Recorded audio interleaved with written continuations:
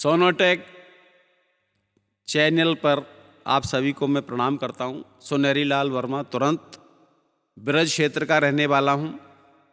मथुरा के आसपास मेडू गांव है और उस जगह से मैं आकर के आपको एक बताता हूं। बहुत पुरानी परंपरा, रक्षाबंधन को हमारे यहाँ सनूना बोलते हैं, सनूना। और सनूने पे उस टाइम पे जब आज से 50-60 वर्ष पहले लोग बूरा खाने जाया करते थे अपनी ससुराल, तो कैसे तैयारियां करते थे। उनके पास कपड़े तक नहीं होते थे। कोई पैसे शर्ट लेते थे, किसी से कमीज़ मांगी, किसी से धोती मांगी, किसी से जूते मांगे और मांग करके थैले में रख के ले जाते थे और वहीं ससुराल में जा कर के पहना करते थे। और जूते देने वाला ये कह देता था कि जूते ज़्यादा घिस मत दीजो, और ऐसे इसलिए वो हाथ में लटका करके ले जाते। अब वो जूते और सब चीज़ लेकर के एक जीजाजी पहली बार ससुराल जा रहे हैं। उन ससुराल का खूब आनंद का वर्णन है, लीजिएगा। आप भी देखिए, आप भी याद करिए अपने उस जमाने को जिस जमाने में बूरा खाने जाया करते। कि पाती पढ़ी ससुरार की जी जाने, पाती पढ़ी ससुरार की जी जाने, फूले नाही मन में वो समाए, और कल सनूने पे बूरो मिलेगो, सोएती खुशी भई सो न पाए। कि भोर भई तज खाट तुरंत ही, भोर भई तज खाट तुरंत ही, फूफन के से ठाट बनाए, और यार सो मांगी मंगेनू कमीज, और धोती उधार बजाज सो लाए। कि सावन में ससुरार चले, सब झोला में रख के और झोला टांग के अपने कंधा पे, सावन में ससुरार चले, अरुमान सबे ही राम संजोए, और झोला में धोती कमीच धरी, पर जल्दी में हाथों पाए न धोए।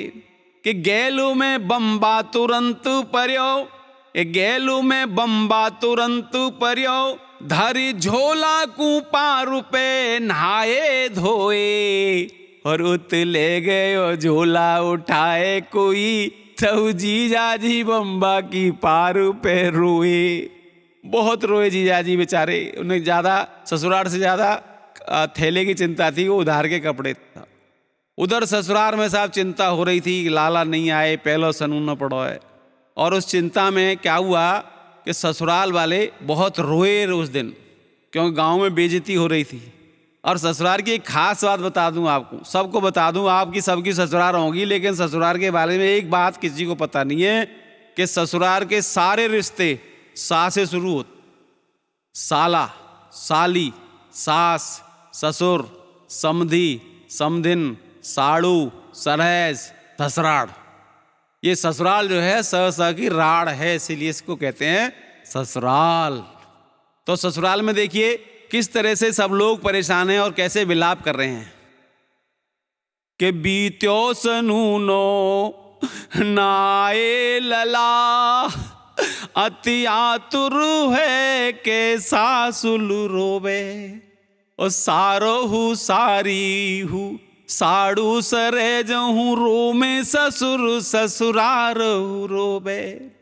के हीन दशा जब देखे तुरंत, तो दीन दशा करे पंथ हूँ रोवे, और उत जीजा की याद में रो में जीजी, इत झोला की याद में जीजा जी रोवे। सब रो रहे साहब। अब क्या हुआ साहब, 15-20 दिन बाद एक और चिट्ठी आई, लाला तुम बूरा खावे तो आए नहीं, तुमने हमारी बेइज्जती करा दी। अब ऐसा करो, या लाली लेवा ले जाओ, ये 1.5 महीना से यहीं रह रही है। गांव में चर्चा हो रही है, चबैया हो रहे हैं कि ये लाली कैसे छोड़ रहा। तो जीजाजी के पास जो चिट्ठी आई, उनको ऐसे पहली वाली चिट्ठी में जो आनंद मिला था, दूसरी में ऐसे लगा जैसे गोली मार दी हो कलेजे पे। कि सारे के हाथ की पाती लिखी जब जीजा ने, सारे के हाथ की पाती मिली जब जीजा ने मैं बन खोल के देखी, कि बूरो तो खाएवे ना आए लला, करवाए दई मेरी खूब ठिठोली।